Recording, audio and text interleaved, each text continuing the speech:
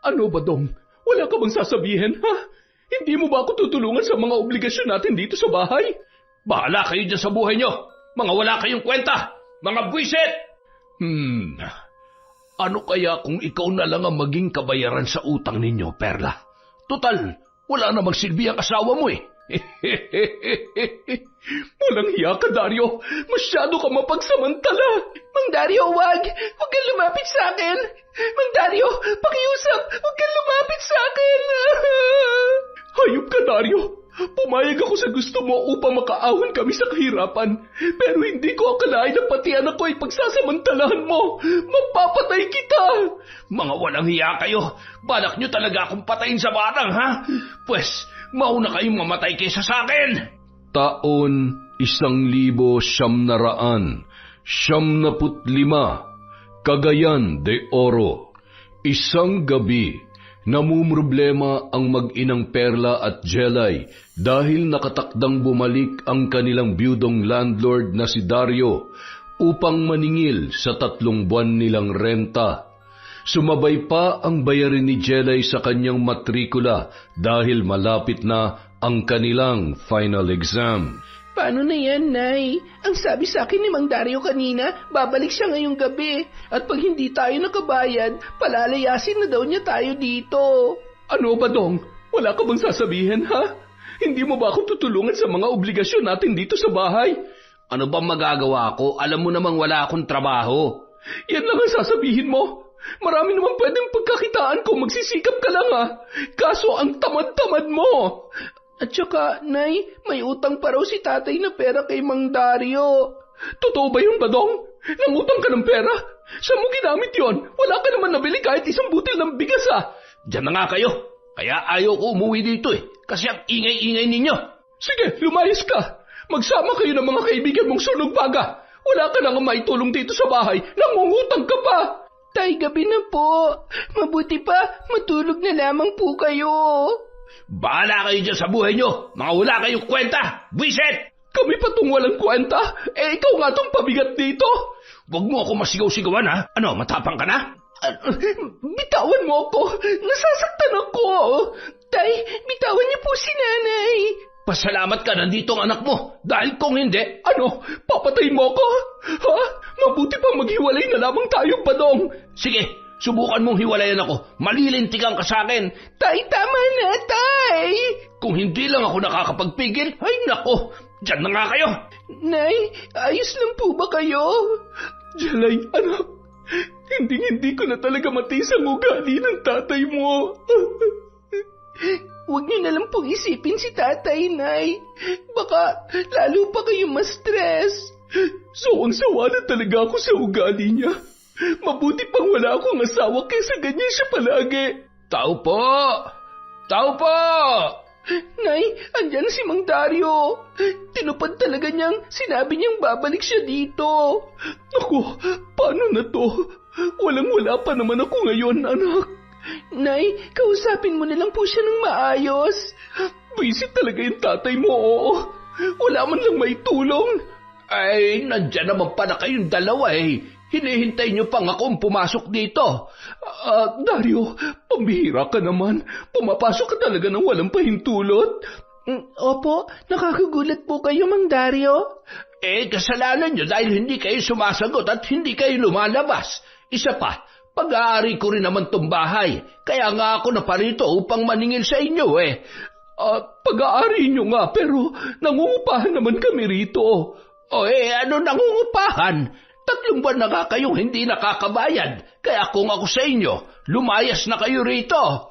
Dario, bigyan mo naman kami ng kahit isa pang linggo. Ipinapangako ko sa iyo, gagawan ko ng paraan. Sige. Tutal naman maganda ka. Pagbibigyan pa kita ng 1 linggo. Pero, huli na yan, Perla, ha? Naintindihan mo? Salamat, Dario. Siya nga pala, Perla. Dalagan-dalaga na pala itong anak mo si Jelay, ano? Parang kailan lang naglalaro pa yan sa likod nung lipat nyo dito. Oo. Ibig sabihin niyan ay matagal na kami rito. 5 taon na, tapos ngayon, paalisin mo kami agad-agad? Hindi mo man lang kami bigyan ng pagkakataon? Ay, hindi naman ganoon. Sana'y maintindihan nyo na negosyo to. At hindi mahalaga sa akin kung gaano na kayo katagal dito. Grabe ka naman, Dario. Matanda na kayo tapos puro pera lang ang laman ng isip ninyo. Anong matanda? Hoy, Perla, wala pa akong 60. Malakas pa to kaysa sa asawa mong lasinggero. Ito naman, hindi na mabiro. Anong biro-biro? Iniinsulto mo na yung pagkalalaki ko. Naku, hindi naman ganun ang ibig kong sabihin. Nay, huwag ka na magsalita. Mang Dario, pasensya na po kayo sa nanay ko. Tingnan mo itong anak mo. Mabuti pa ito eh. Maganda na, magalang pa. Lumabas na lamang si Dario at umalis na tila galit dahil sa pagtawag ni Perla sa kanya ng matanda. Nay, sana umayon ka na lang sa mga sinasabi niya. Tingnan mo, lalo tuloy nagalit. Hindi ko naman inaasahan na magagalit siyang tawagin matanda eh. At saka, totoo namang matanda na siya Kahit na, Nay. Ay, sana lang makapagbayad na tayo bago mag-1 linggo para hindi tayo mapalayas dito. Paano kasi ang tatay mo? Wala man lang pakialam. Tumatanda na pero mas lalo pang nalululong sa alak. Kung may tutulong lang sana ako, Nay, ako na lang ang gagawa ng paraan. Pero paano? Nag-aaral pa ako at pati pambayad ko sa school, nahihirapan pa tayo. Minsan, naiisip ko nga na huminto na lang eh. Naku anak, kahit anong mangyari, hindi ka hihinto sa pag-aaral. Ikaw lang ang maaasahan ko na makakapag-ahon sa atin sa kahirapan balang araw. Ay, sana makaya pa natin, Nay. Hayaan mo anak, gagawin ni nanay ang lahat para makapagtapos ka ng pag-aaral. Ang swerte ko talaga, Nay, dahil kayo ang nanay ko. Kung hindi, baka sa lansangan na ako pinupulot ngayon. Nang gabing yun, nakatulog na puno ng pag-aalala si Perla kung paano niya malalagpasan ang kanilang mga bayarin. Pagsapit ng hating gabi, nagising na naman sila ni Jelay nang umuwi si Badong na lasing. Perla! Jelay! Nasa ngayon mo walang kwenta kayo, ha? Badong, ano ba? Gabing-gabi na. Ang ingay-ingay mo. Wala kang pakialam. Nasaan yung anak mo? Tay, nandito lang naman po kami ni Nanay. Ano pang hinihintay nyo? Pagandaan niyo akong pagkain. Badong, huwag mo nang idamay ang anak mo. Umupo ka na't ako na mag-aasikaso sa'yo. Di bilisan mo. Oo, saglit lang to. Ano yung papakain mo sa akin? Sardinas? Yan lang? Ano akala mo sa akin? Aso? Badong, yan lang ang meron tayo, kaya pagtiyagaan mo na lang. Kung gusto mo, ikaw ang kumain yan. Eto, ubusin mo. Sumusobra ka na talaga, Badong. Tay, bakit niyo tinapon ang sardinas sa mukha ni Nanay? Bakit? Kumakampi ka na naman sa nanay mo, ha? Tay, sumusobra na po kayo. Ano? Lalabang ka na rin sa akin, ha? Sige, subukan mo saktan ang anak ko. Magkakamatayan tayo. Aba, matapang ka na. Bakit? Ano ba yung pinagmamalaki mo, Perla, ha? Sawang-sawa na ako sa iyo, Badong. Mabuti pa maghiwalay na lang tayo. Lumayas ka na dito. Total wala ka rin namang ambag sa bahay na to. Para ano? Para makahanap ka na ipapalit sa akin? Hindi ako tanga, oy. Napakawalang hiya mo, Badong. Halos araw-araw ganoon ang senaryo sa kanilang bahay. Hanggang sa lumipas ang 1 linggo ay wala pa ring pambayad na nabuo si Perla para sa renta kay Mang Dario. Nagkasabay-sabay pa ang kanilang mga bayarin sa kuryente at sa paaralan. Sinubukan na niyang manghiram kahit saan pero hindi pa rin sapat sa 1 buwan na bayarin ang nahiram niya sa kanyang mga kaibigan. Nay, papasok na po ako. Nasaan po si tatay? Ewan ko ba dun? Halos dun na nakatira sa may tindahan sa may kanto. Ay, si tatay talaga. Lagi na lamang pasaway. Teka, Nay, 1 linggo na pala. May pambayad na po ba kayo kay Mang Dario? Meron akong kaunting pera dito, anak. Pero Huwag mo nang isipin yon. Ako nang bahala sa kanya. Pakikiusapan ko na lang na sa susunod na ang kulang.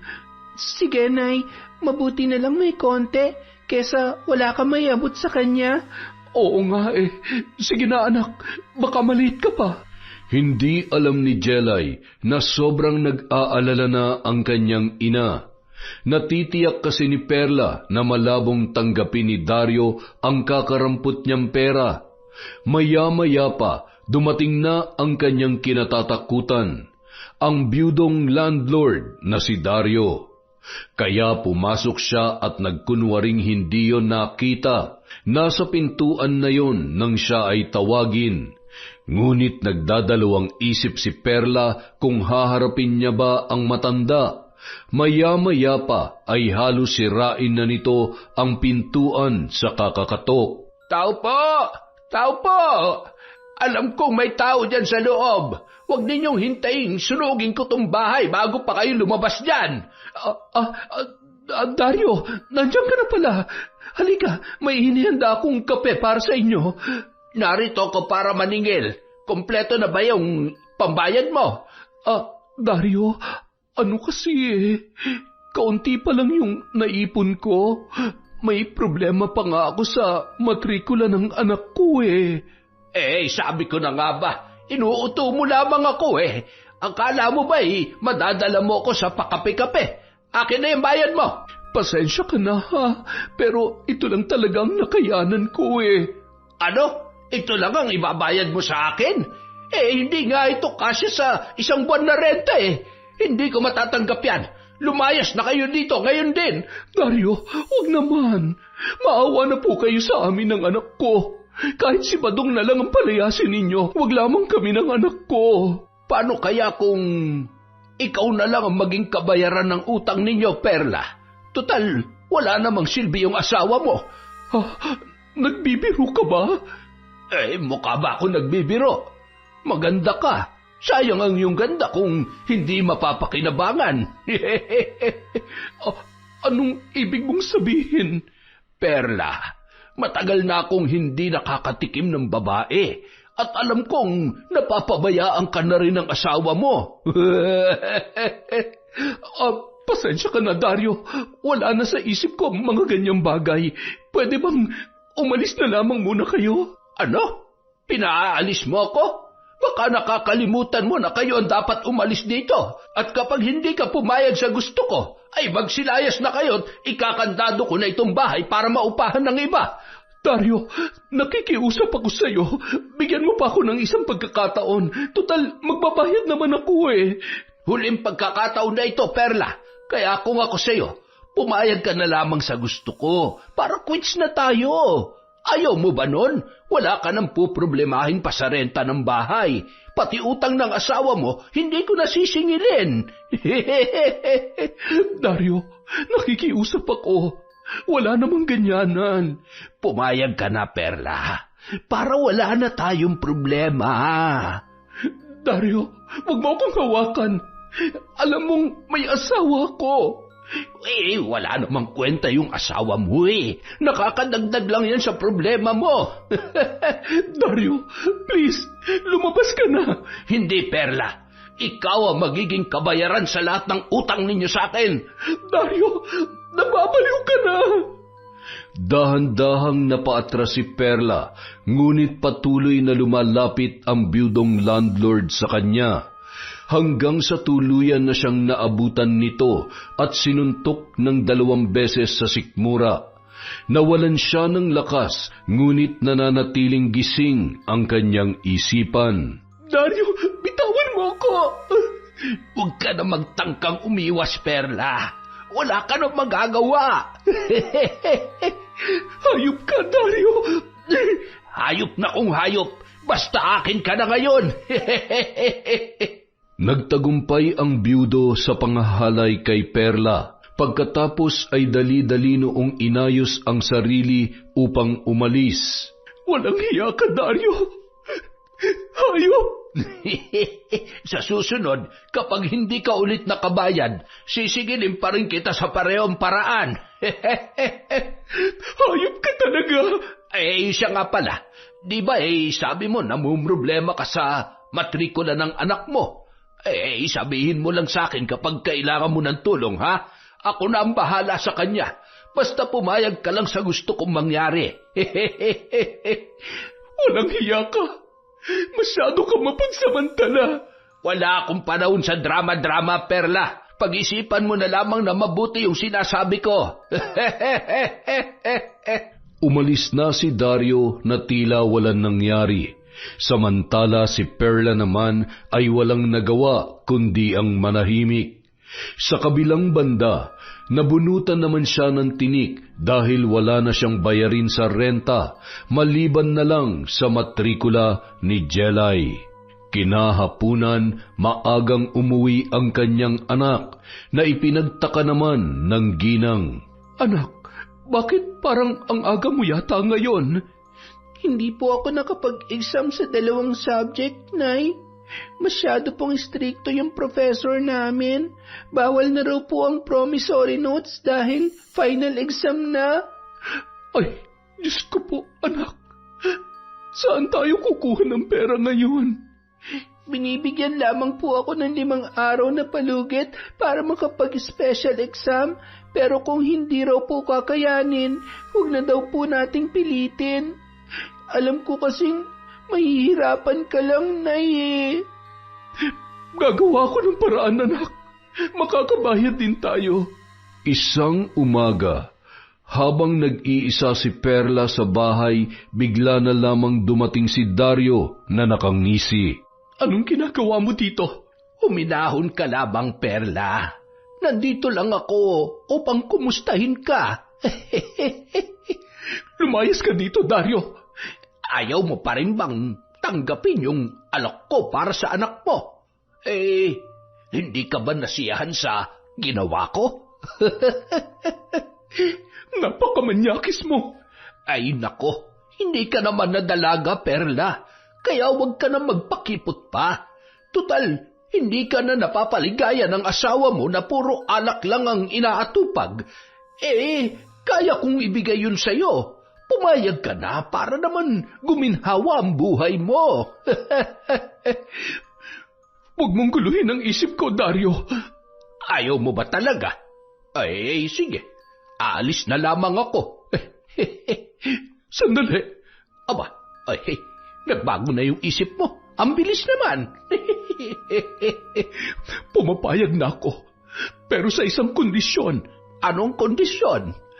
Walang iba makakaalam nito, kundi tayo lamang. Walang sino man ang makakaalam nito, kundi tayo lamang, Perla.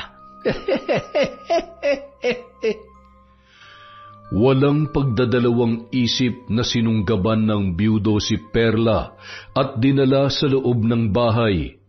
Nagpaubaya naman ang babae ayon sa kanilang kasunduan.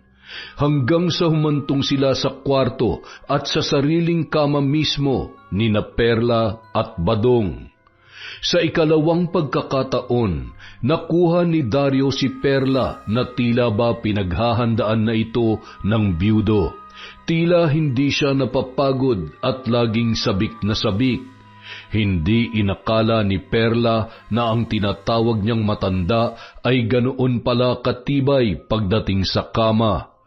Kumpara sa asawa niya na walang magawa dahil palaging lasing. Ganon din si Dario, hindi niya inakala na ang babaeng kanyang kaharap ay magaling din pala sa kama. Hindi lang 1 beses, kundi 3 beses silang nagpakasawa nung mismong araw na yun. Dario, tanghali na. Baka biglang umuwi si Badong. Ano naman kung umuwi siya? Hindi ba't sabi mo ay palayasin ko na yon? Dario, baka malaman ng anak ko to, magagalit yun sa akin. Ano ka ba, Perla? Siyempre, mag-iingat tayo. Sige na, umuwi ka na. Baka mamaya ay mahuli pa tayo. Sa susunod, ikaw na ang pupunta sa bahay ko, ha? Tutal, wala naman akong ibang kasama doon, maliban sa aking katiwalang si Esoy. Pag-iisipan ko. Sige na, umalis ka na. Oo nga pala. Ang sarap mo, Perla. Pinaligaya mo ko ngayong araw na ito. Sige na, umalis ka na. Bukas puntahan mo ako sa bahay bago ka pumunta sa anumang aatupagin mo, ha? Sige. Eto ang pera.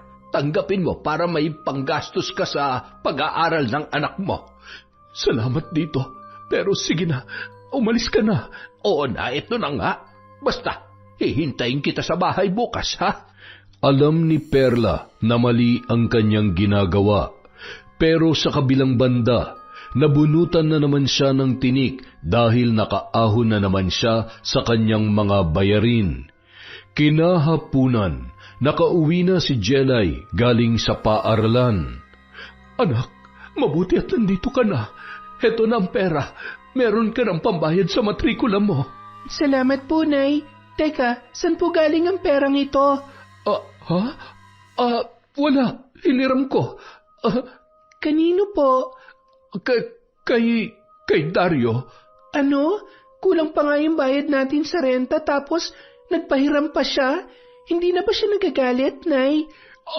Ang totoo niyan, anak, galit pa rin siya pero nag-promise ako na ako na lang ang maglalaba at maglilinis dun sa bahay niya para mabawasan naman ang mga utang natin sa kanya.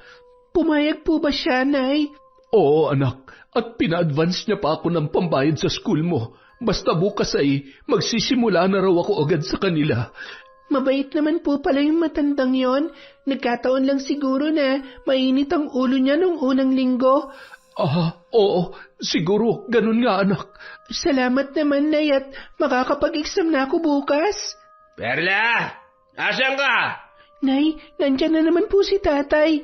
Anak, itago mo tong pera at baka makita ng tatay mo. Ipambibili na naman niya ng alak yan. Opo, Nay. Nandiyan lang pala kayo eh. Ano yung tinatago mo sa likuran mo, Jelay? Wala po, Tay. Ano wala? Meron. May nakita ako. Ano ka ba, Badong? Wala yan. Gamit lang yan sa school. Akin na nga yan? Tay, wag. Pera! May pera ka pa pala. Akin na yan. Tay, wag pambayad ko po to sa school. Badong, ibalik mo yan. Kailangan yan sa school ng anak mo. Akin na to. Marami-raming alak din ang mabibili nito. Sinabing ibalik mo yan eh. Sa galit ni Perla, sinugod niya ang kanyang asawa. Nagkaroon naman ng pagkakataon si Jelay na kunin ang pera pagkatapos ay itinulak niya ang kanyang ama. At dahil sa lasing ito, madali lamang yun natumba. Tumakbo sina Jelay at Perla sa labas at sumunod naman ang lasing na si Badong. Nay, saan tayo pupunta? Hindi ko alam, anak. Nay, baka abutan tayo ni tatay. Alam ko na, pupunta tayo kina Dario. Pero Nay, hindi ba nakakahiya po yon? Subukan lamang natin, anak. Wala na tayong ibang mapupuntahan. Pagdating nila sa bahay ni Dario, nagulat na lamang ang byudo dahil hindi nun inaasahan ang kanilang pagdating. Sa kabilang banda, nagliwanag naman ang kanyang ngiti nang parehong makita ang dalawang magagandang babae. Kaya agad nitong inutos sa katiwalang si Esoy na buksan ang kanilang gate. Dario, tulungan mo kami. Hinahabol kami ni Badong. Ay, ganun ba? Sige, dumito na muna kayo. Bukas ang bahay ko para sa inyo. Salamat, Dario. Salamat po, Mang Dario. Ay, Esoy, kumuha ka ng tubig at tila hinihingal ang mga bisita ko. Opo, boss. Perla! Jelay, anak! Umuwi na kayo! Pangako, hindi ko na kayo sasaktan! Nay, ayoko pong umuwi. Natatakot po ako kay tatay. Hindi na muna tayo uuwi, anak. Badong, hindi uuwi ang mag-ina mo hanggat lasing ka pa. Bumalik ka na lamang dito bukas. Dario, huwag ka makikialam dito. Usapang pamilya to. Mabuti pa lumayas ka na, Badong. Magbayad ka muna ng utang mo bago ka magpakita sa akin. Dario naman, ibang usapan na yan. Uuwi ka ba o tatawag ako ng mga pulis? Uuwi na lamang ako at bukas ko nakakausapin niya mag-ina ko, ha? Mabuti pa nga at wala tayong magiging problema. Nang gabi ring yun, doon na natulog ang mag-ina sa bahay ni Dario, sa isang kwarto kung saan may susi ang matandang byudo, kaya masisilip niya ang dalawa habang natutulog. Busog na busog ang kanyang mga mata, lalo pat hindi nagkukumot ang dalagang si Jelay. Nais man niya itong hawakan, ngunit natatakot siyang sumigaw yon, kaya ibinaling niya na lamang ang atensyon kay Perla. Dario, bakit nandito ka? Namimiss na kasi kita Ano ba? Alam mo namang nandyan ang anak ko. Kung ganon, lumipat tayo dun sa kwarto ko. Sumunod ka agad sa akin, ha? Dario, pwede bang wag mo na ngayon? Perla, wag mo akong biguin kung ayaw mong malaman ito ng anak mo. Dario, ano ka ba? Basta, sumunod ka kaagad. Kung hindi ay babalik ako dito. Walang nagawa ang ginang kundi sundin ang utos ng kanilang landlord. Kesa magising ang kanyang anak sa pangungulit nito. Pagpasok niya sa kwarto, nasa loob ng banyo ang byudo at naliligo. Maya-maya pa, bumukas ang pinto noon at inutusan siyang pumasok. Tila isang utusan na sinunod na lamang niya ang matanda. Pagdating sa loob, sabay silang naligo at doon na nangyaring muli ang bagay na inaasam-asam ni Dario.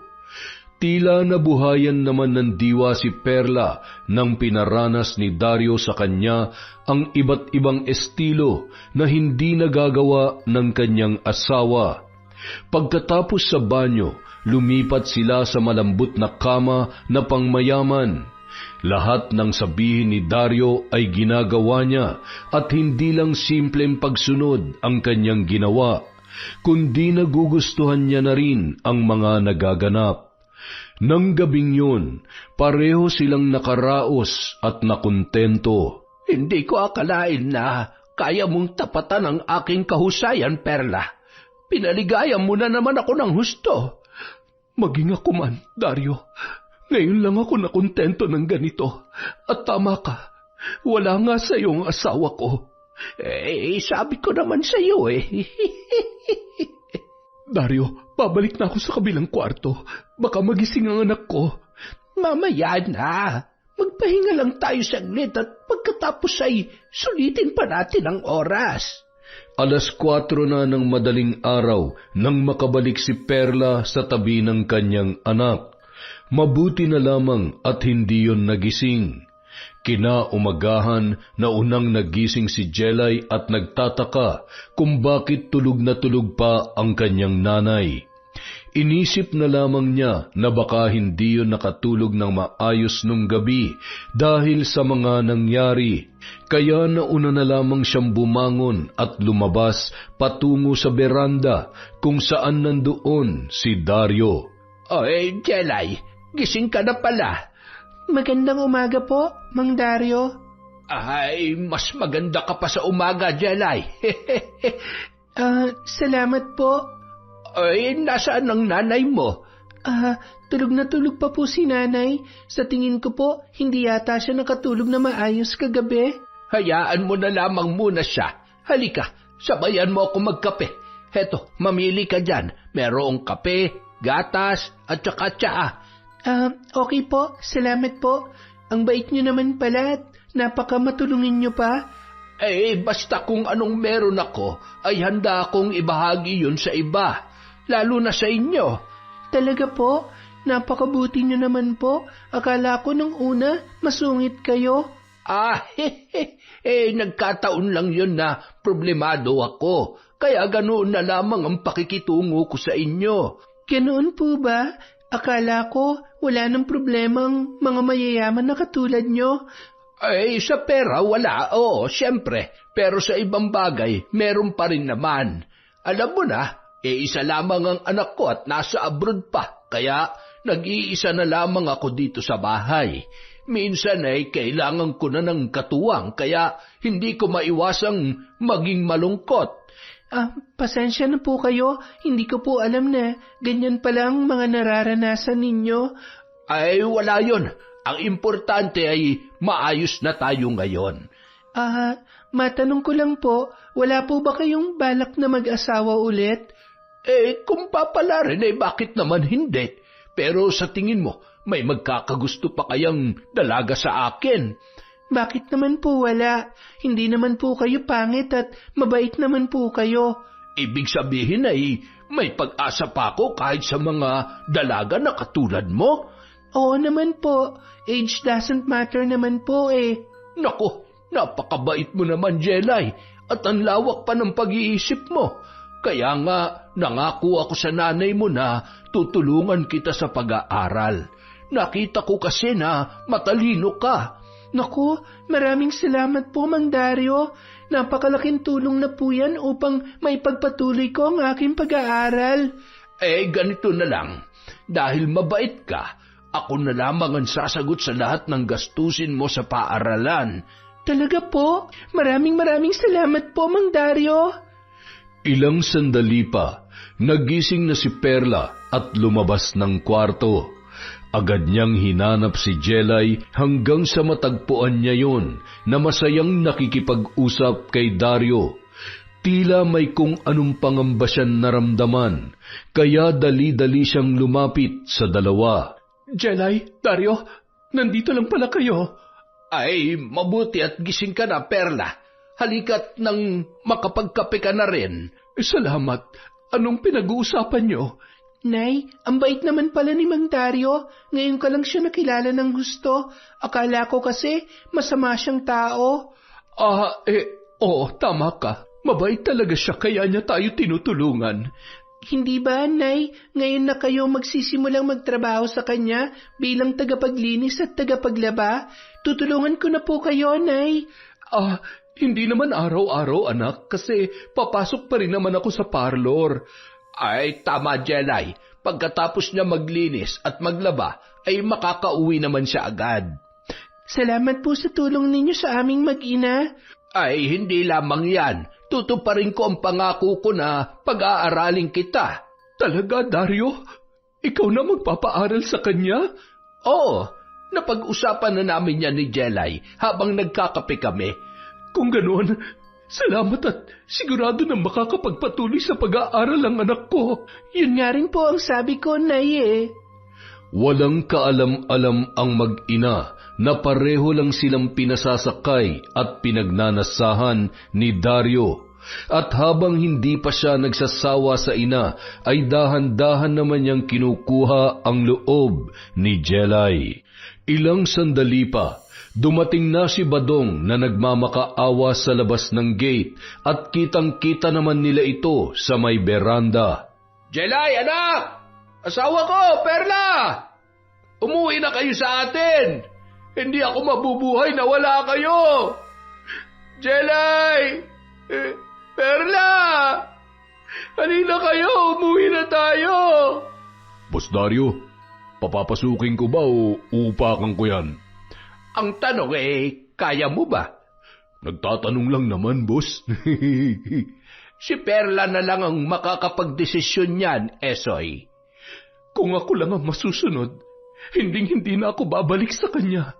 Nay, kawawa naman po si tatay. Siguro naman nakapag-isip-isip na siya ngayon. Sana nga, anak. Pagbigyan na lang po muna natin si tatay. Nakakaawa naman po siya, Nay. Kung yan ang gusto mo, anak, sige. Sige, Esoy. Papasukin mo na yang si Badong. Opo, boss. Dali-dali namang tumungo si Esoy sa gate at pinagbuksan si Badong. Pagkatapos ay mabilis yung lumapit sa kanilang kinaroroonan. Dario, salamat at binigyan mo ko ng pagkakataong makausap ang asawa't anak ko, ha? Magpasalamat ka at mabait itong anak mo. Tay, mangako po kayo na hindi na kayo maglalasing. Oo anak. Nangangako ako. Kung ako lang ang masusunod, Badong, hindi na ako makikipag-ayos sa'yo. Perla, pakiusap. Nangangako akong Hindi ko na yun uulitin. Dahil wala nang magawa si Perla at natakot siyang malaman ni Jelay ang relasyon nila ni Dario, napilitan na siyang umuwi sa kanilang bahay. Perla, mahal, tumabi ka naman dito sa akin. Ang layo mo naman. Pagod ako, Badong. Nagtatrabaho ka na pala dun kina Dario, ano? Oo, para naman makapagbayad man lang kahit ng renta. Hayaan mo, maghahanap na ako ng trabaho. Badong, gawin mo. Hindi yung puro salita na lang ang maririnig ko. Oo na, kaya halika na dito. Namimiss na rin kasi kita eh. Wala nang nagawa si Perla kundi ang tumabi sa asawa at ibinigay ang nais noon. Akala niya yun na ang simula ng pagbabago ni Badong. Ngunit ilang araw lamang ang lumipas ay bumalik na naman yun sa dating gawi. Perla, pahingi naman ng pera oh. Alam kong doble naman ang kinikita mo ngayon eh. Sa parlor tsaka kay Dario. Badong, alam mo namang yung kay Dario ay bawas lang yun sa renta ng bahay. Kung wala kang pera, bakit ang dami mong pinamimili? Kung meron man akong pera, para yun sa pangangailangan sa bahay, hindi para sa bisyo mo. Anak ng teteng naman oh. Wisit ka naman talaga eh. Magbibigay ka ba o hindi? Badong, akala ko ba nagbago ka na? Para sa yung trabaho mo kay Dario kung wala ka naman palang pera? Wala kang pakialam doon. Ah, ganun ha? Kung ganun, mas mabuti pang hindi ka na makabalik doon. Total, wala ka rin naman palang silbi. Binugbog ni Badong ang kanyang asawa dahil hindi siya nito binigyan ng pera. Hindi siya makapanlaban dahil malakas si Badong. Kinabukasan, nagkaroon ng maraming pasa si Perla dahilan na hindi muna siya makapasok sa parlor. Hindi na rin siya nakapunta kina Dario na siya namang ipinagtataka ng matandang byudo. Mang Dario, naparito po kayo.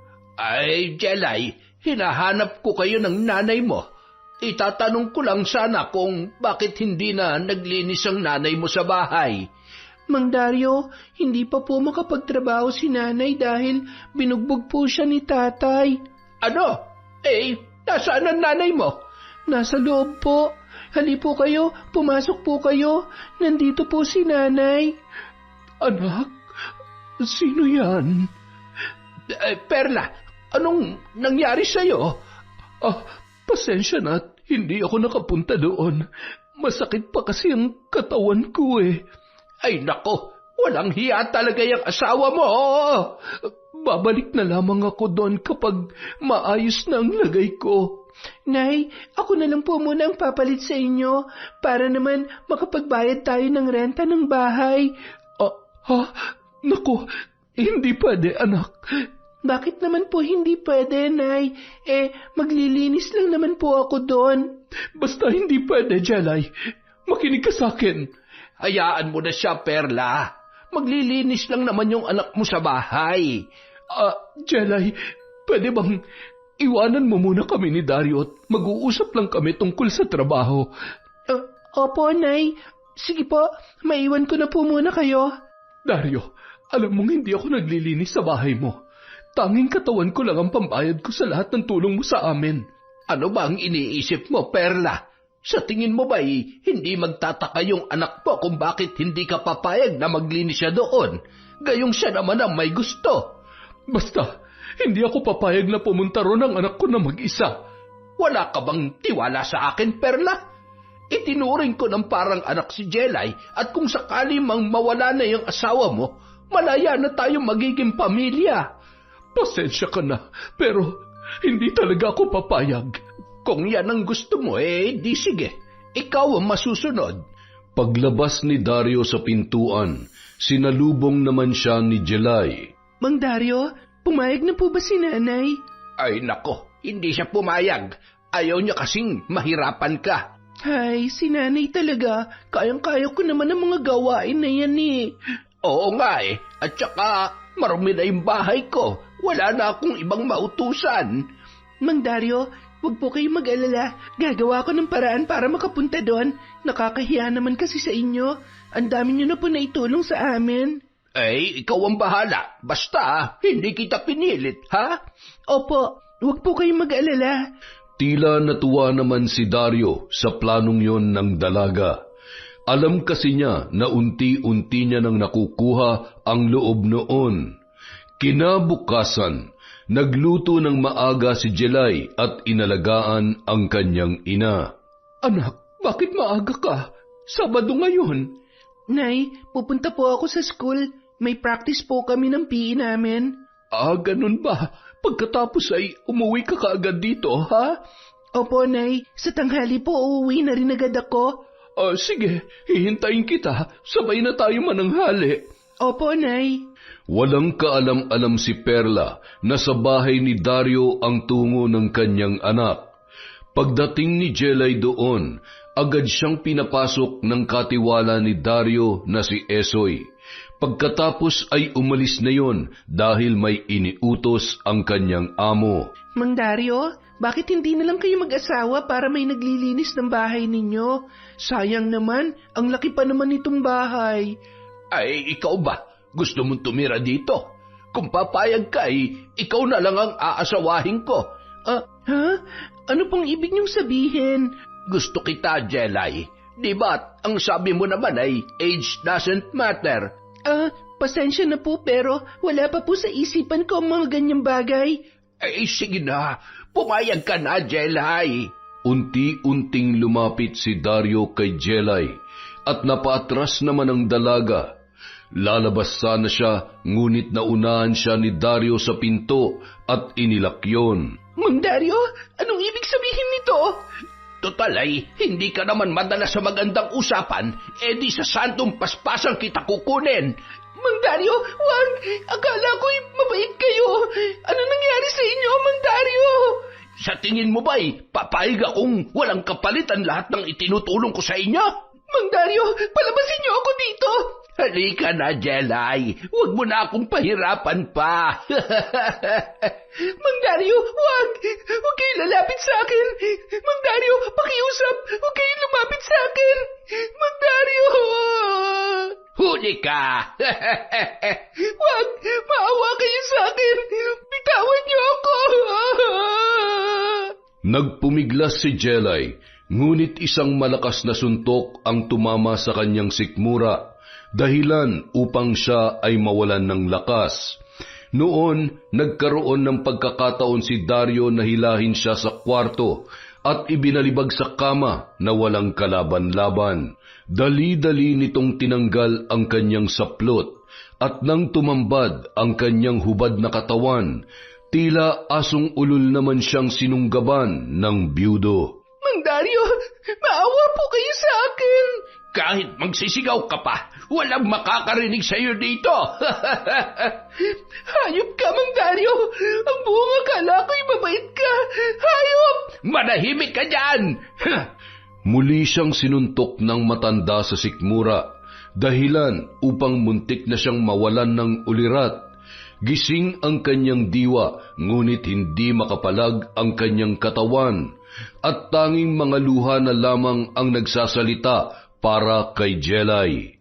Matapos siyang pagsawaan ng byudo, hinayaan na lamang siya nitong umiyak. Dali-dali siyang bumangon at nagtakip ng kumot sa katawan. Hayop ka! Walang hiya ka! Tapos na, Jelay. Wala ka nang magagawa. Isusumbong kita sa nanay ko. Sige, subukan mo magsumbong at papatayin ko kayo mag-ina. Salbahe ka! Wala kang kasing sama. Heto. Tanggapin mo na lang itong pera at pagkatapos ay manahimik ka, ha? Binabayaran mo ko? Anong akala mo sa akin? Mukhang pera? Kung ako sa'yo, tanggapin mo na lamang yan dahil yan na ang huli kong ibibigay sa'yo. Simula sa araw na ito, hindi na ako maglalabas ng pera na walang kapalit. Hindi na ako lalapit sa'yo kahit kailan. Dali-daling nagbihis ang dalaga at inayos ang sarili upang umuwi. Pagdating sa bahay, dumiretso siya sa kanyang kwarto nang walang imik. Jelay, anak, ano nangyari sa'yo? Halika't kumain na muna tayo. Mauna na po kayo, Nay. Magpapahinga lang po muna ako. Bakit? Hindi ka ba nagugutom? Ay, sige, magpahinga ka na muna at baka napagod ka nga. Paano kasi ang aga mong gumising kanina para magluto? Matutulog na po muna ako, Nay. Buong araw na nagmukmok sa kwarto si Jelay. Akala ni Perla may sakit lamang ang kanyang anak, kaya dinalhan niya na lamang yon ng pagkain sa loob. Ilang sandali pa, umuwi na rin si Badong galing sa inuman at nagwawala na naman. Perla, bigyan mo ako ng pera. Alam ko na marami kang pera dyan.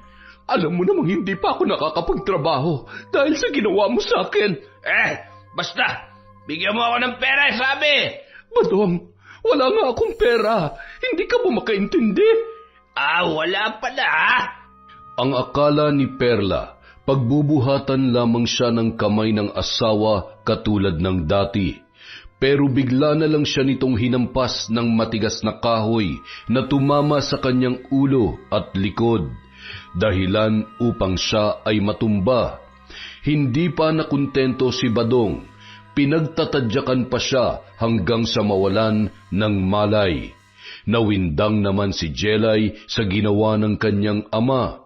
Kaya tumakbo siya sa labas at humingi ng tulong. Maya-maya pa, nagsidatingan na ang kanilang mga kapitbahay at dinala si Perla sa ospital. Agad namang may tumawag ng pulis, ngunit mabilis na tumakas si Badong. Pagdating sa ospital, ni-refer si Perla sa CT scan dahil sa malaking sugat sa kanyang ulo. Ngunit dahil walang perang pambayad si Jelay, napilitan siyang bumalik kay Dario. Oh, Jelay, sabi ko na nga ba't kakailanganin mo ko Akin na yung pera. Kailangan ko yun para sa nanay ko. Alam ko ang ginawa ng walang kwenta mong ama sa iyong ina.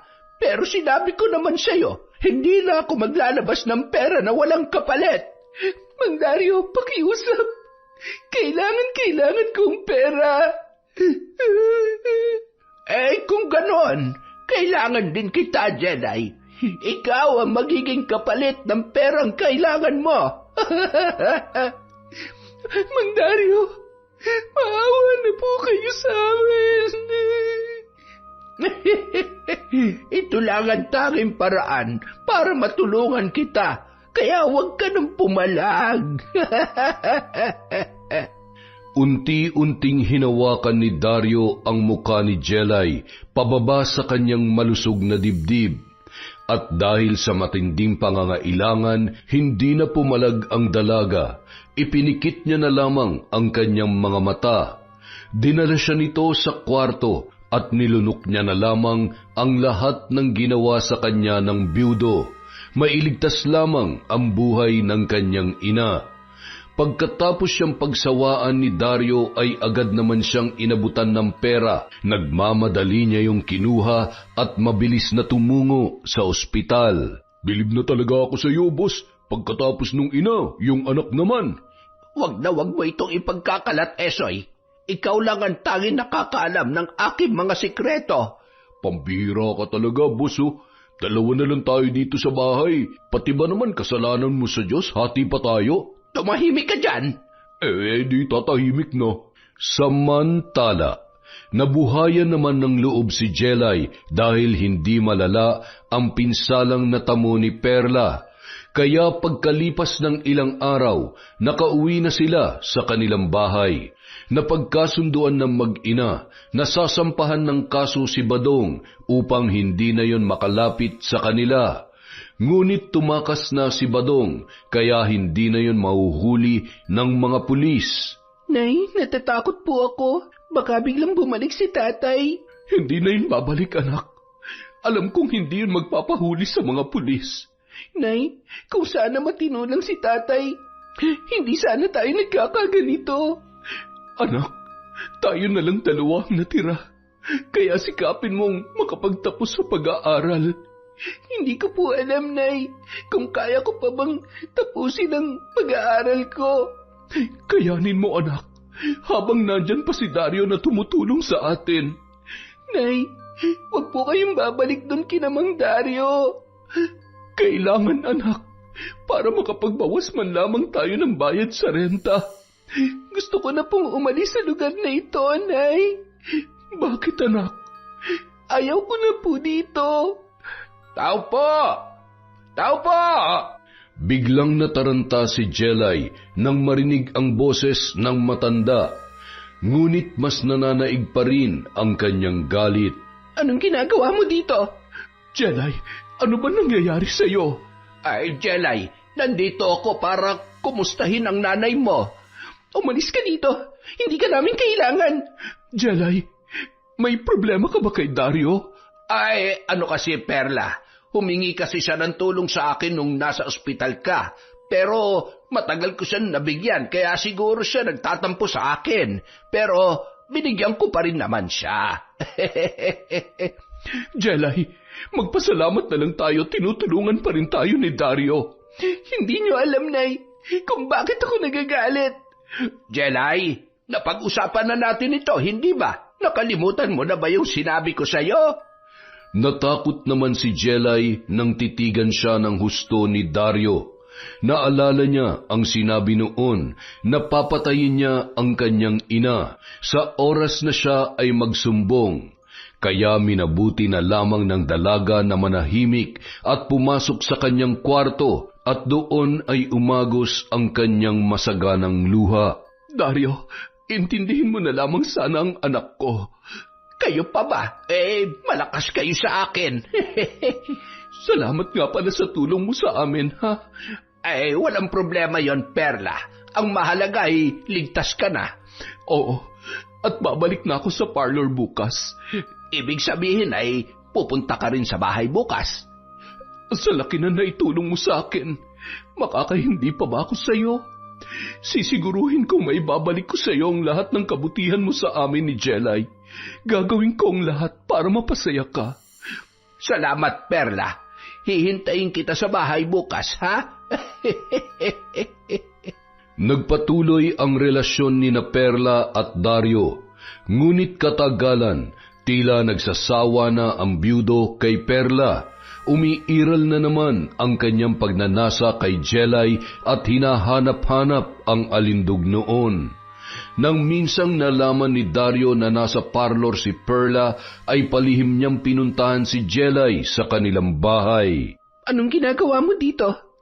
Huminahon ka lang. Para naman tayong walang pinagsamahan. Umalis ka dito.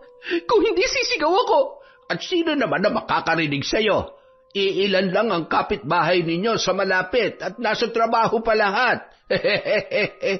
Sinabi ko nang umalis ka eh. Ay, nako, Jelay. Hindi na ito bago sa atin. Ano ka ba naman? Mang Dario, please, tama na. Ayoko na. Nagpatuloy sa paglapit ang matanda kay Jelay. Kumuha naman ng dalaga ng mga bagay na pwede niya maggamit laban kay Dario. Ngunit hindi niya inakala na may dala pala itong baril at itinutok sa kanya. Mang Dario, wag. Maawa ka sa akin. Kung ganon, lumapit ka sa akin at huwag mo na akong pahirapan pa. Mang Dario, nakikiusap po ako. Ang sabi ko, lumapit ka. Kung hindi, papatayin kita. Maging ang nanay mo ay papatayin ko rin. Mang Dario, huwag niyo pong idadamay ang nanay ko. Nakikiusap po ako sa iyo. Lapit! Oo po. Pakiusap. Ibaba niyo na po yung baril. Hubad! Mang Dario. Bilisan mo! Wala nang nagawa si Jelay kundi ang sumunod. Dahan-dahan niyang hinubad ang kanyang damit sa harap ng byudo habang umiiyak. Tila demonyo naman yun na humahalakhak nang makita ang kanyang kabuuan. Maya-maya pa, agad siya nitong hinatak sa kama na tila asong sabik na sabik sa laman. Binalak sanang agawin ni Jelay ang baril, ngunit namalayan naman yon ng byudo. Sinuntok siya nito sa sikmura, dahilan upang siya ay manghina. Hindi pa yun nakontento at itinali pa nito ang kanyang dalawang kamay sa magkabilang parte ng kama. Mang Dario, pakiusap, kalagan mo ako. Yan ang dapat sa'yo dahil matigas ang ulo mo.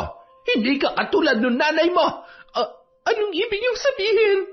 Mabuti pa yung nanay mo at pumapayag siya sa gusto ko. Pero ikaw, ang dami-dami mong arte. Ibig sabihin, dalawa kami ni nanay na pinagsasamantalahan mo? Tama ka. Pero hindi nagtagal. Nagustuhan na ng nanay mo ang ginagawa ko. Kaya dapat, gayahin mo siya. Hayop ka! Napakademonyo mo! Kung ako sa'yo, sumunod ka na lamang sa gusto ko para mas masaya. At balang araw, pwede na tayo magsamang tatlo ng nanay mo sa iisang bahay. Walang hiya ka! Manyakis! Wala ka nang magagawa, Jelay. Dahil pumayag ka man o hindi, akin ka na ngayon. Sa ikatlong pagkakataon, ginahasa ng byudo si Jelay. Habang sarap na sarap siyang pumapaibabaw sa dalaga ay hindi niya namalayan ang biglang pagdating ni Perla. Hayop ka, Dario! Anong ginagawa mo sa anak ko? Papatayin kita! Nay! Perla, magpapaliwanag ako. Kagustuhan namin to ng anak mo at hindi lamang ito ang pagkakataon na nangyari din ito sa amin. Hindi po namin to parehong gusto, Nay. Ang totoo, pangatlong beses na to na panggagahasa niyo sa akin. Sinungaling! Katulad ng nanay mo ay gusto mo rin naman yung ginagawa natin. Hindi ba't pumapayag ka magsama tayong tatlo sa bahay ko? Nay, hindi po totoo yan. Maniwala kayo sa akin. Hayop ka, Dario! Pumayag ako sa gusto mo upang makaahon kami sa kahirapan. Pero hindi ko akalain na pati ang anak ko ay pagsasamantalahan mo. Mapapatay kita! Kumuha ng itak si Perla, ngunit hanggang pagwawala lamang ang kanyang nagawa dahil itinutok ni Dario sa ulo ni Jelay ang dala niyang baril. Napakasama mo!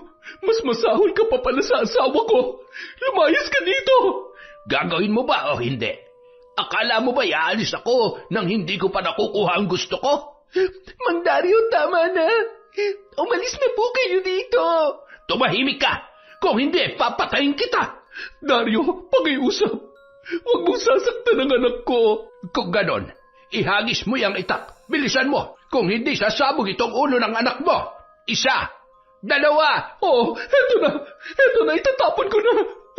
Ngayon, isarado mo yung pinto. Walang nagawa si Perla kundi sundin ang utos ni Dario. Habang isinasara niya ang pintuan, nagulat na lang siya nang bigla siyang pinukpok ni Dario sa sentido, dahilan upang siya ay mawalan ng malay. Ilang sandali pa, nagising na lang siyang nakagapos ang kanyang dalawang kamay sa kanyang likuran. Nang iikot niya ang kanyang tingin sa buong kwarto, kitang-kita niya kung paano binababoy ng byudo ang kanyang nag-iisang anak sa kanyang harapan. Sinikap niyang tanggalin ang tali, ngunit huli na ang lahat. Muli nang nagtagumpay si Dario sa kanyang masamang balak. Nay! Hayop ka, Dario. Pagsisisihan mo ang ginawa mo sa anak ko. Pagbabayaran mong lahat ng ito. Bakit? May magagawa ka pa ba? Idedemanda kitang demonyo ka. Hayop ka. Subukan mo, Perla. Tingnan natin kung may magagawa ka. Wala kang awa. Sinira mo ang buhay ng anak ko. Tama na nga ang drama, Perla. Tanggapin nyo na lang na dalawa kayo sa buhay ko. Oh, eto ang pera. Tanggapin nyo para sa 1 linggo ninyong pangangailangan. Hayop ka. Kung akala mo mababayaran mo ng perang ginawa mo sa anak ko, nagkakamali ka. Nagmamadali nang umalis ang matanda, habang sinikap naman ni Perla na tanggalin ang tali sa kanyang kamay.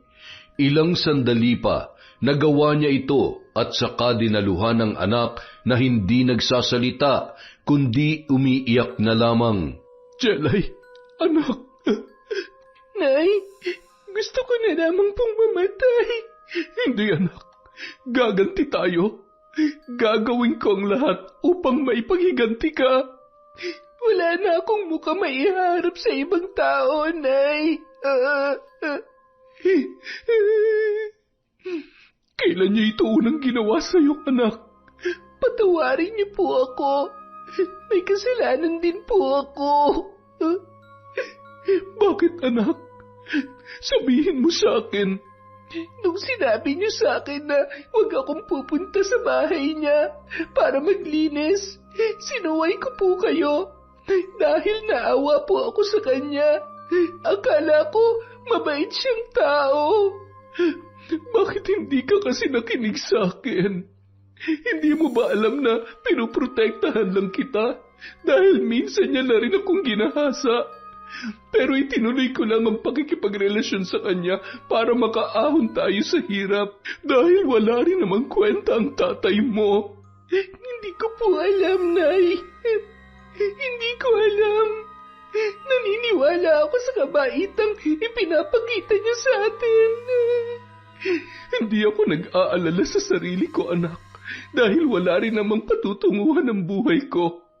Pero ikaw, sinira niyang buhay mo at hindi ko siya mapapatawad sa ginawa niyang yon. Nay!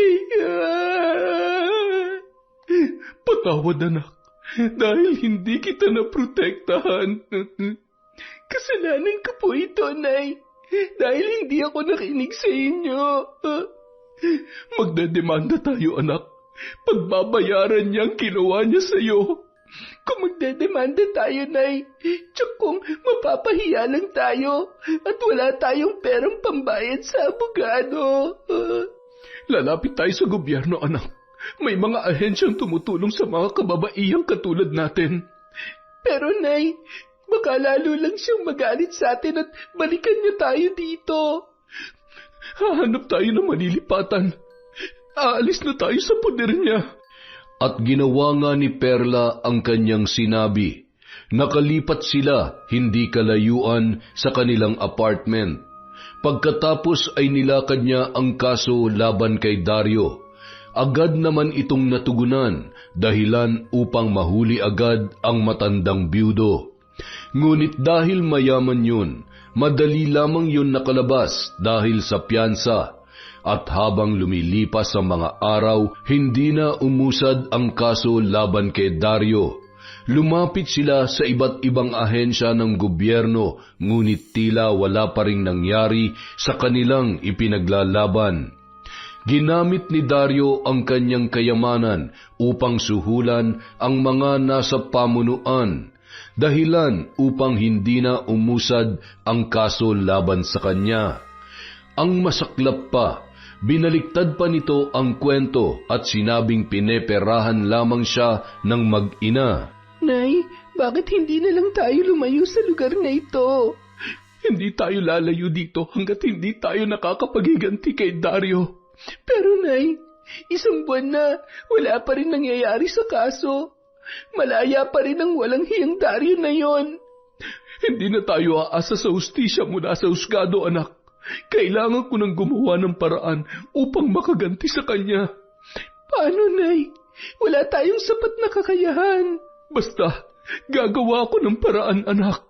Kinabukasan, bumiyahe si Perla patungo sa kabilang baryo. May narinig kasi siya na may isang malupit na mambabarang na nakatira doon. Ang maganda pa, tumutulong daw ito sa mahihirap. Ano ang may tutulong ko sa iyo, iha? Manang Loreng, ako nga po pala si Perla. Kailangan ko po ang inyong tulong. Perla, ano ba ang problema mo? Biktima po ng panggagahasa ang anak ko. Ngunit hanggang ngayon ay nananatili pong nakabinbin lamang ang kaso. Hindi ka pa nasanay sa bayang ito? Walang hustisya para sa mga mahihirap na katulad natin. Tama po kayo. Kaya malayang malaya pa hanggang ngayon ang nanggahasa sa anak ko ng 3 beses. Napakawalang hiya naman ng taong yon. Yan ang klase ng tao na gustong-gusto kong pinaglaban. paglalaruan. Akin na ang kanyang larawan at pangalan upang masimulan na natin ang ritual. Narito po. Ginawan ko na yan ng paraan bago ako pumunta dito. Mabuti. Alam mo na ang aking kailangan. Tulungan niyo po kami. Gawin niyo po ang lahat upang makaganti ang anak ko. Maawa po kayo sa amin. Minsan na rin akong naging biktima ng karahasan, kaya nauunawaan ko ang iyong nararamdaman. Hindi na nagsayang pa ng oras ang matandang mambabarang. Nagsindi na ito ng malaki at kulay itim na kandila at gumawa ng sagradong ritual. Umusal ito nang hindi maunawa ang salita na nakakakilabot pakinggan. Nagulat na lamang si Perla dahil sa biglang paglapit ng mga itim na higad. Patuloy na umusal ng orasyon ng matanda, pagkatapos ay biglang naglaho ang mga higad. Humayo kayo, salakayin ninyo ang taong ito. Pinsalain ninyo ang kanyang buong katawan, lalo na ang kanyang ari. Bilisan ninyo! Manang Loreng, ano mangyayari sa kanya? Tingnan mo na lang mamaya kung ano, upang masaksihan mo ng harap-harapan. Kung ganun, salamat po. Dahil sa inyo, maigaganti ko na ang anak ko. Tulad ng sinabi ko, naging biktima rin ako ng karahasan, kaya galit na galit ako sa mga taong katulad nito. Salamat po, Manang Loreng. Pagka-uwi ni Perla sa kanilang baryo, sinadya niyang dumaan sa bahay ni Dario upang magmanman.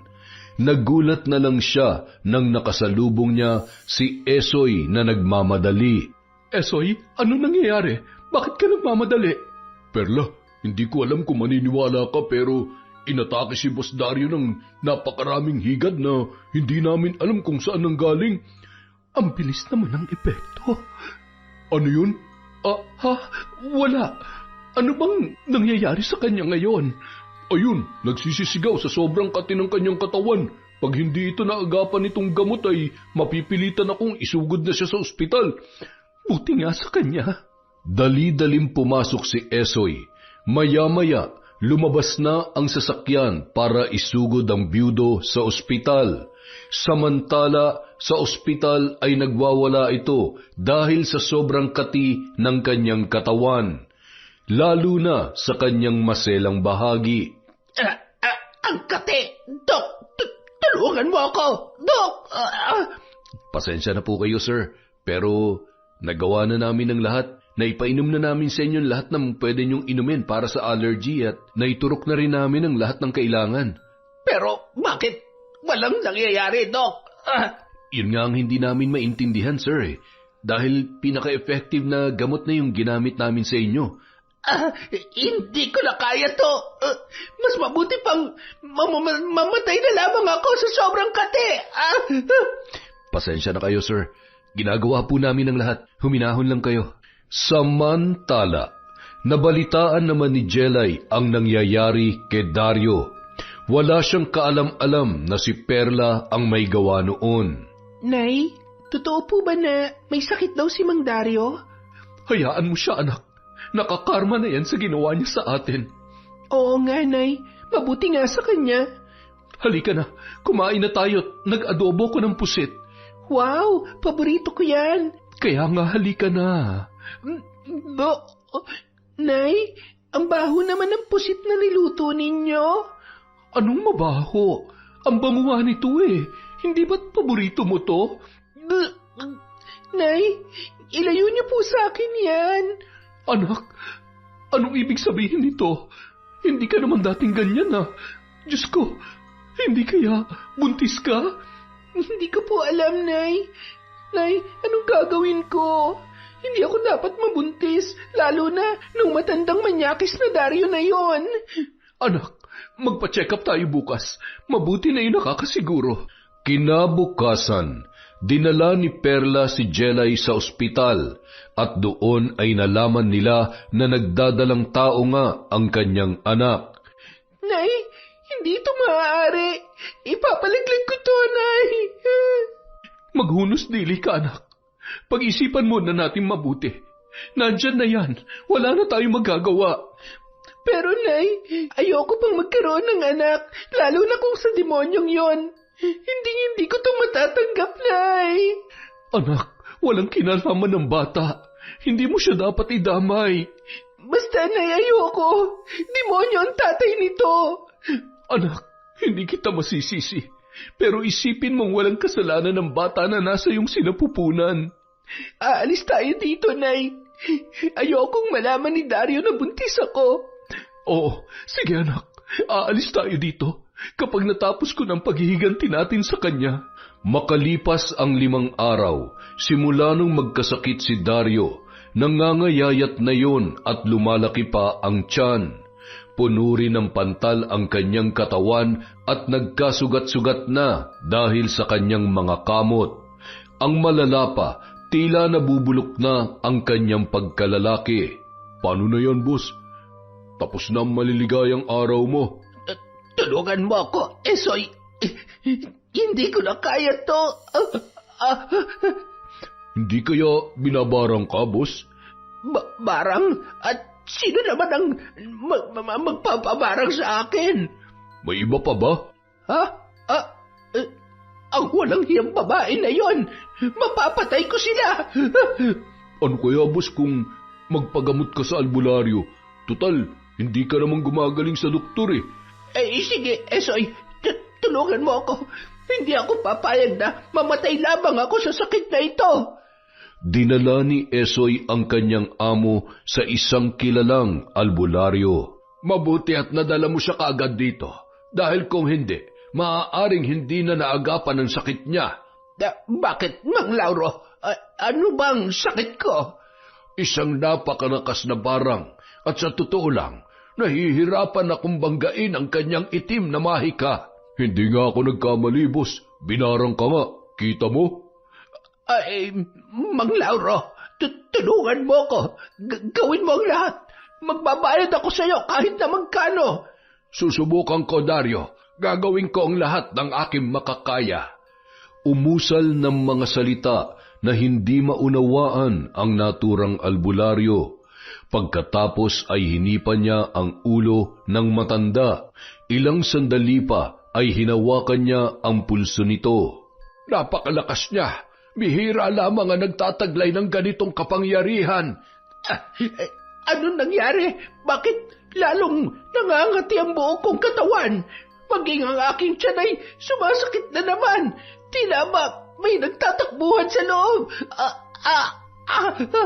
Nararamdaman niya ang aking presensya, kaya mas lalo niyang pinalakas ang kanyang kapangyarihan. Tulungan mo ko. Hindi ko na kaya. Mang Lauro, anong gagawin natin? Inumin mo itong langis. Makakatulong ito sa'yo. Dali-dali namang ininom ni Dario ang naturang langis. Ilang sandali lamang ay nag-aalburuto na ang kanyang tiyan. Ha? Anong nangyayari? Lalong sumasakit ang tiyan ko. Tiisin mo lang muna. Soy, mamamatay na yata ako. Boss, kaya mo yan. May kasabihan tayong ang masasamang damo, matagal daw mamatay. Hindi ako nagbibiro, Soy. Gago ka. Sorry po, boss. Ilang sandali pa, bumulwak sa bunganga ni Dario ang napakaraming tila putik at sinabayan pa ng maitim na higad. Boss, ano yan? Nakakadiri naman. Kumakain ka pala ng putik at higad. Kaya ka pala nagkakaganyan eh. Buisit ka, Soy. Bakit ako kakain ng putik at higad? Hindi yan dahil sa pagkain. Kung hindi resulta yan ng barang. Ang mga insekto na yan ang ginagamit ng mambabarang upang pinsalain ang iyong katawan.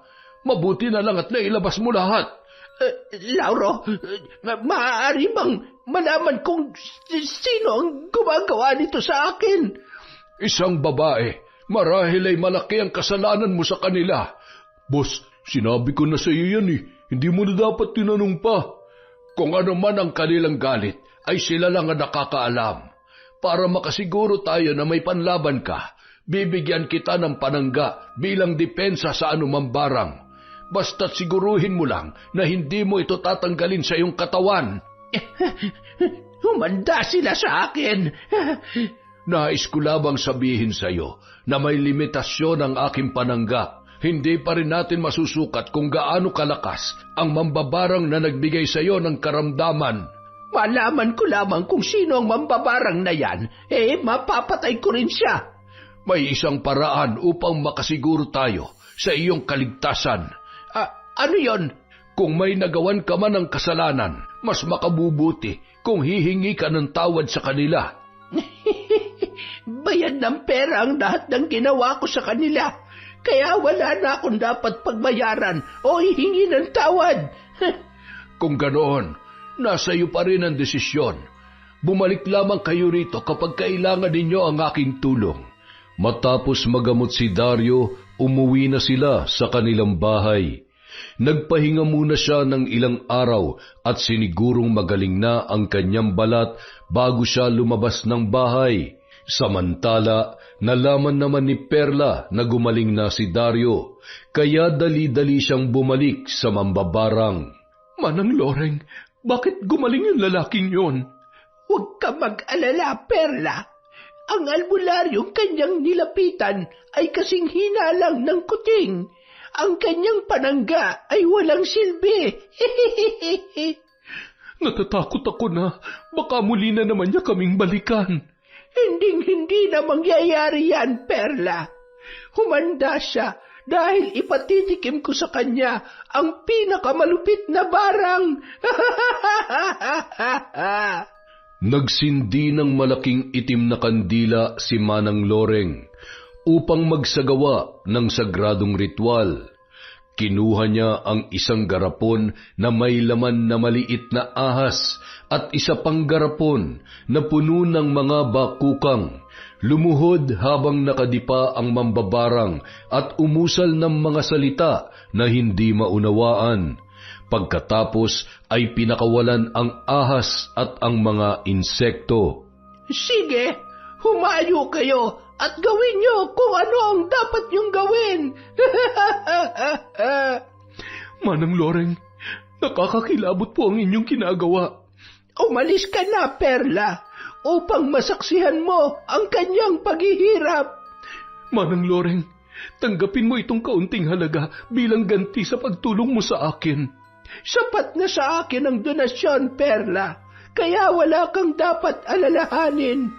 Kung ganoon, salamat po sa pagtulong niyo sa amin. Magmamadaling araw na nang umuwi si Perla. Tahimik siyang dumaan sa bahay ni Dario at pansamantalang nagmanman. Wala siyang narinig na ingay tulad nung kanyang nadatnan noon. Sa isip ng babae, hindi tumalab ang ginawa ng mambabarang. Habang patuloy na naglalakad ay nakasalubong niya na naman si Esoy. Esoy, anong ginagawa mo dito? Perla, hinahanap ko si Boss Dario. Inatake na naman ng barang eh. Ano? At saan naman siya pumunta? Ewan ko, basta kanina nagwawala yun, bit-bit yung kanyang baril. Hindi niya matanggap na bumalik ang kanyang sakit. Diyos ko, hindi kaya pumunta siya sa bahay? Yun din ang iniisip ko, kaya papunta sana ako sa inyo eh. Esoy, pakiusap, tumawag ka ng pulis. Baka kung anong magawa niya sa anak ko. Nakaramdam ng labis na kaba si Perla, kaya dali-dali siyang naglakad pa uwi.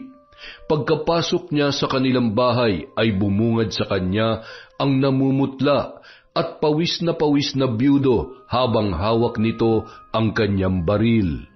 Anong ginagawa mo dito? Nay, tulungan niyo po ako. Mga walang hiya kayo. Balak niyo talaga akong patayin sa barang, ha? Pwes, mauna kayong mamamatay kesa sa akin. Hindi ko alam ang mga pinagsasasabi mo. Huwag ka na magmaang-maangan pa, Perla. Alam kong ikaw ang nagpapabarang sa akin. Tingnan mo kung anong ginagawa mo. Ang kati-kati ng tiyan ko. Nararapat lamang yan sa mga katulad mong demonyo. Akala mo ba'y papayag akong ganito na lang ang mangyari sa akin? Nagkakamali kayo! Dario, anong gagawin mo? Magkakamatayan muna tayo, Perla. Bago ninyo ako mapatay, uunahin ko tong anak mo para mas maramdaman mo ang sakit. Dario, wag! Pakiusap, ibaba mo yung baril mo. Nay, umalis na kayo dito. Hayaan niyo na akong mamatay. Total, wala naman ng kwenta ang buhay ko. Hindi, anak. Hindi kita iiwan. Tama! Huwag kang umalis, Ariko. Pero panoorin mo muna ang pagkamatay ng anak mo. Dario, nakikiusap ako. Wag! Nay, umalis ka na. Iligtas mo ng sarili mo. Dario, wag! Pinag-agawan ni Jelay at Dario ang baril hanggang sa isang putok ang umalingaw-ngaw at tumama sa balikat ni Jelay. Jelay! Walang hiya ka, Dario! Binaril mo ang anak ko! Umalis ka na, Nay. Mas mabuti pang mamatay na lamang ako dito. Hindi, Jelay. Kailangan mo madala sa ospital. Kailangan mabuhay ang bata na nasa sinapupunan mo. Anong ibig mo sabihin? Buntis si Jelay at ikaw ang ama. Bakit di mo lamang sinabi sa akin yan? Dahil hindi karapat-dapat maging ama ang isang demonyong katulad mo. Kung ganoon, magsasama-sama tayo sa impyerno. Hayop ka! Demonyo ka talaga! Hindi ba't gusto ninyo namang patayin ako sa pamamagitan ng barang? Mas mabuti pang sabay-sabay na tayong mamatay. Nay, umalis na kayo rito. Hayaan niyo na ako. Anak, hindi kita pwedeng iwan. Nay, nakikiusap ako sa'yo. Ang sakit ng tiyan ko. Hindi ko matatanggap ang ginawa niyo sa akin. Papatayin ko kayo. Kakalabitin na sana ni Dario ang kanyang baril na nakatutok kay Jelay nang sa hindi inaasahang pagkakataon ay biglang dumating si Badong at inatake ang matandang byudo. Nagkaagawan sila ng baril, ngunit dahil may dinaramdam si Dario, madali lamang itong nalupig ni Badong at naagaw ang armas. Ilang segundo lang ay umalingaw-ngaw ang tatlong magkakasunod na putok na tumama sa katawan ni Dario bago yun bumulagta sa lupa.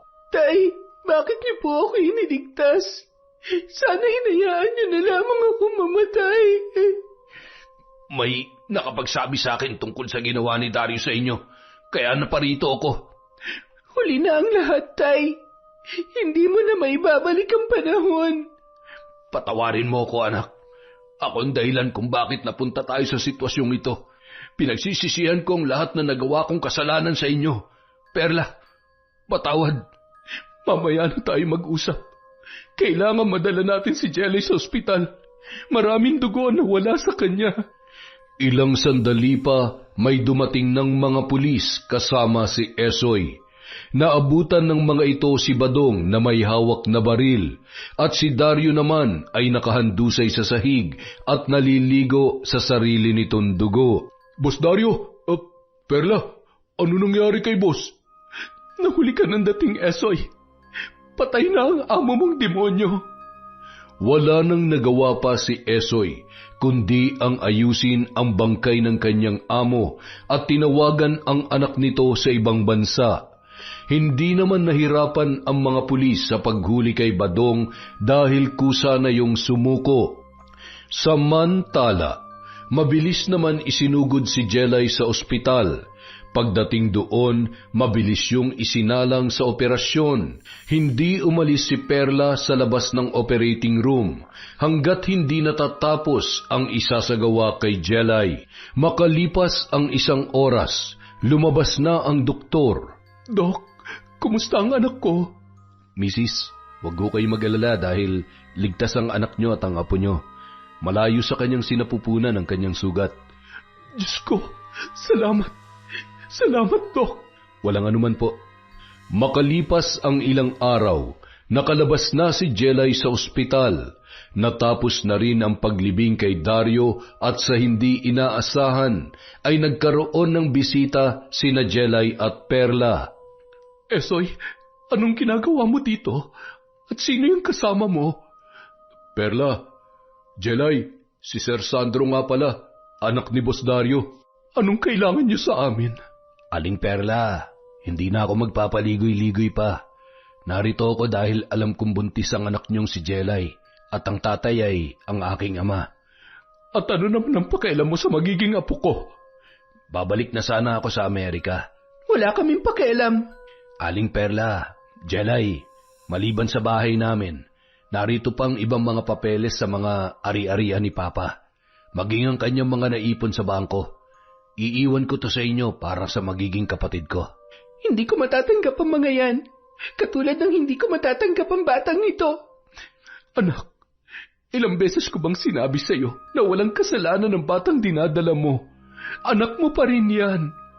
Nakikiusap ako, Jelay. Isilang mo magiging kapatid ko. Nag-iisa lang ako at noon pa man ay pinangarap ko na magkaroon ng kapatid. Nangangako ako sa inyo na hinding-hindi ko kayo pababayaan. Jelay, tama ang nanay mo. Walang kasalanan yung bata, kaya tanggapin mo ng tulong ni Sir Sandro. Tanggapin niyo man ito o hindi, iiwan ko pa rin ito sa inyo. Tayo na, Esoy. Lumipas ang mga buwan. Matagumpay na isinilang ni Jelay ang isang malusog na sanggol na pinangalanan ni Aling Perla ng Alejandro. Tuwang-tuwa si Perla sa bata, ngunit kabaliktaran naman ang nararamdaman ng kanyang anak. Naging malamig ito sa kanyang supling, kaya si Perla na ang nag-aalaga sa bata. Jelay, pwede bang hawakan mo munang anak mo at magtitimpla ako ng gatas? Ilayo niyo sa akin ang batang yan. Jelay, anak mo siya. Huwag mo siyang idamay sa galit mo. Anak yan ng demonyo, kaya ilayo mo sa akin yan. Jelay, ano pa bang gusto mo? Ako na nag-aalaga sa kanya. Pinapakarga ko lang sa iyo sandali, hindi mo pa magawa. Wala akong pakialam sa batang yan. Kung ganon, para mo na rin sinabi na wala kang pinagkaiba sa iyong ama. Napatigil si Jelay sa kanyang narinig, ngunit patuloy pa rin niyang tinalikuran ang ina at anak. Ibinaba na muna saglit ni Perla ang bata at dali-dali siyang nagtimpla ng gatas. Habang nasa malayo, rinig na rinig ni Jelay ang pag-iyak ni Alejandro. Hindi niya nauunawaan ang kanyang nararamdaman. May kung anong kirot ang bumabalot sa kanyang puso. Noon, naitanong niya sa kanyang sarili, ano nga ba ang pagkakaiba nila ng kanyang ama? Matapos magtimpla ni Perla ay kinuha niya na ang bata upang padidein. Ngunit hindi pa rin ito tumitigil sa pag-iyak. Nang maramdaman ni Perla ang init ng bata ay doon lang niya napagtanto na mayroon pala yung lagnat. Jelay, may lagnat ang anak mo. Kailangan natin siyang dalhin sa ospital. Tila naguguluhan naman si Jelay sa kanyang gagawin. Katulad ng maraming ina ay nataranta din siya. At dahil hindi agad ito nakainom ng gamot, nagresulta yon ng kumbulsyon. Noon nasaksihan niya ang paghihirap ng bata. Sa walang pagdadalawang isip ay kinuha ni Jelay ang kanyang anak at itinakbo sa bahay ni Dario. Mabuti na lamang at nandoon si Esoy. Agad nitong inilabas ang sasakyan at sabay nilang isinugod sa ospital si Alejandro. Mabuti na lang at mabilis yung naagapan ng mga nurse at doktor. Nay, hindi ko mapapatawad ang sarili ko kung may nangyaring masama sa anak ko. Kung hindi mo pa nakita ang paghihirap ng anak mo, hindi ka pa matatauhan. Patawarin niyo ako, Nay. Kung ngayon ko lang naramdaman ang pagiging ina. Hindi pa huli ang lahat, anak. Sigurado ko na magiging mabuti kang ina kay Alejandro. Pinapangako ko po, Nay. Babawi ako sa kanya. Simula nung araw na yun, tuluyan nang natanggap ni Jelay ang kanyang anak. At para sa magandang kinabukasan nito, tinanggap niya na rin ang lahat ng tulong mula sa kapatid noong si Sandro, maging ang alok nitong buwan ng sustento para sa kanyang kapatid. Hindi niya na iniisip ang kanilang nakaraan. Ang importante ay maitaguyod niya ng maayos at puno ng pagmamahal ang kanyang anak na si Alejandro. Yon, isa na namang malupit na kwento mula sa Kwentong Enteng. Happy New Year po ulit. Dahil dyan, meron po ulit tayong shout out. Simulan po natin kay Leona Taytay. Hi po kay Miss Dimple, kay Lynn Ferrer TV, kay Joy Aniban, kay Imelda Pascua. Hi po kay Marcos Balingasa, kay Jed Madila, kay Ann Cherry Santos. Shout out po kay Margie Banosong, kay Virginia Belay, kay Gemstone Claro. Hi po kay Maria Consuelo Benitez, kay James Salsos, kay Merly Amistad, kay Jacob Velasco, kay Dimples Yumi. Hi kay Archie Caballes, Mamshi Akira Vlog. Hi din po kay Winnie Belnas, kay Virginia Belay, kay Rosette Ersando, kay Jo Marie Giray. Hi kay Wang Chelsea, kay Christine Olasiman, kay Merly Hipolito, kay Noor OFW Riyadh. Hi din po kay GDG, kay Tita Jinky Perez. Shout out po kay Von Joki, kay Jocelyn Tolentino, kay Gina Cornelio, kay Joey Ignacio, kay Red Gaspar. Hi kay Esmeralda Talores, kay Lynn Beato, kay M. Rose Strong OFW in Kuwait. Hi din po kay Glenda Cabagyo, kay Michael Zafra, kay Jeneline Estenzo, kay Catherine Fantinalgo. Hi kay Mirna Alfaro, kay Noemi Garcia Pabunan, kay Mamiliana Nalugon, kay Dan Escano, Cherry Belinario, Rosita Saclote, Asia Makalindong, Helen Flores, Aryan Leonora, kay Laima Edsel Muhammad, kay Marjorie Dequilia, kay Jaralu Joy. Hi po kay Samuel Tubosa, Joy Cuevas Tubosa, kay Monong Dodong Tubosa, from Saidi. Hi po kay Ashton Hope, kay Belinda Bacani, kay Jichel Condesa, kay Merly Herbolingo. Shout out po kay Cristina Peru, kay MJ Rivera, Shara Marie Hipulan, kay Lynn Tots, kay Jean Rose Garabiles.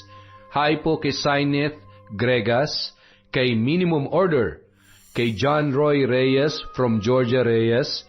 Hi po kay Vicky Yabut, kay Hadia Page, kay Fuji Choi or Fuji Chio. Hi din po kay Rosita Bulco. Bon voyage po kay Oliver Mateo from June Mateo. Hi din po kay Arlene Torquiza. Sa mga taga Northville 3, Bayugo, May Kawayan, Bulacan, from Janice Tamagos of Jeddah, Saudi Arabia. Hi po sa mga taga Dulangan, Puerto Galera, from Florete Lopez. Hi po kay Jonah Lopez, Batayin Sila, kay Arlene Castro Ramos, kay Lydia Lopez, kay Sally Roldan, kay Monica Nieves. Hi po kay Adam Lasa, kay Mercy Grace Yoting, kay Luella de la Peña. Hi si Megan. Hi din po kay Chris Alcantara, kay Thelma Carasawa, kay Giza Nicole, kay Belen Malbas, kay Elma Ariba Madrigal. Hi kay Jenna Cassandra, Leatan, Russell Galope, Kurt Mina, Honey Austria, Janice Delphine Ramirez, Joyce Key Vlog, kay Neneng Leonora, kay Lydia Alba, Ryan Alba, at Loretta Bobes. Hi din po kay Yolanda Malinis, kay Den Montmon. Hi kay Lea Cruz, kay Ka-Friendship at Kalatag Pinggan from Ami. Hi po kay Mitch Asia, kay Melba Quaid, kay Olayor Calba, kay Criselda Sotil, kay Ronaldin Rodriguez. Shout out po kay Ashley Domingo, kay Kathleen Joy Faildin, kay Lynette Reparado, Kyla Maris, Cat Burglar Cutie, at Papa Etan from Angono Rizal. Maraming salamat po sa walang sawang pagsuporta sa Kwentong Enteng.